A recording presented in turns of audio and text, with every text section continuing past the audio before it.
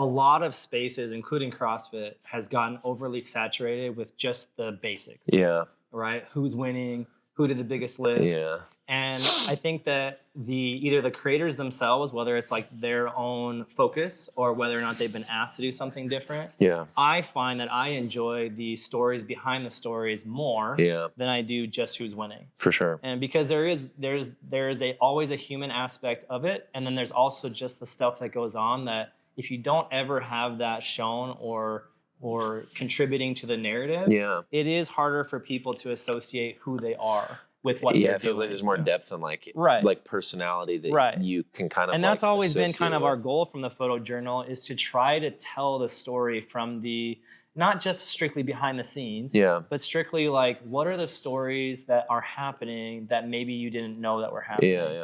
And it's hard, right? Because it's really easy to get caught up in the, oh, that person had an amazing performance and they won, so we want to celebrate it, and that's the only thing they focus on. And we get caught up in it too. There's plenty of times where we posted stuff where it's like, it's just telling the same story that everyone else told. It's still fun, and the way that Christine writes it is always unique and interesting. For sure. But sometimes it is still that same concept of like, we lost the original concept when we did that post, even if we knew it was needed. And so that's why, you know, we'll sit down at the end of every day. You know, a lot of times the CrossFit Games, we're there for 6 to 8 days because we're there for setup and all the other, and you know, we're there for all the times that they're doing, you know, redos of the workouts, and the demo team is running through stuff. And so we're trying to get all that content as well. And sometimes we'll get down to the end of the night and we're like, hey, what did we post today? Because sometimes we're going so fast. So many stories. We have no time during that day to actually sit and reflect on what we even did. Right? It's like slam it out, get it done, whatever. And so sometimes, you know, on the ride home or whatever, we'll just sit back and we'll go through them and be like, hey, what did we learn about that one? What could we have done differently? Was there another angle we should have explored? And that's kind of like that refocus every day to make sure that the next day you wake up with another kind of refocusing those priorities to make sure that you don't just get lost in the who's winning all the time.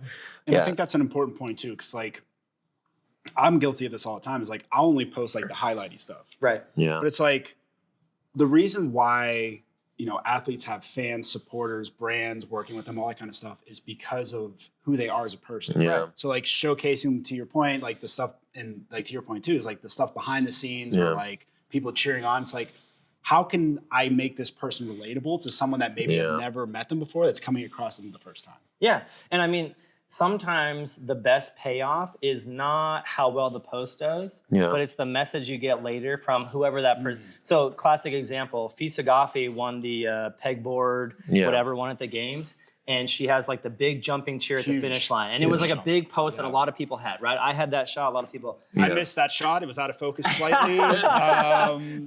That was terrible. And the cool thing is like, that's an amazing moment for her. But the more amazing moment for her personally was the shot that I got of her dad celebrating in the crowd. So like what we had and what she got was, yes, it was an incredible moment for her own performance, but seeing her dad celebrate, and like, of course, if you've heard about her and her dad's story, there's a lot to that, right? Absolutely. So seeing a photo of her dad, like just so excited that she won that workout, the message that you get from her where she's like, thank you so much for getting that moment, because to her, yes, winning was amazing. For sure. But being able to see how her dad reacted to it, even more important for her. And that's the type of stuff, when you get those messages, you're like, okay, you're moved it's a lot more fun to get the story that's happening sometimes off the competition floor or something else that's going on than it is always just to tell the story of her winning.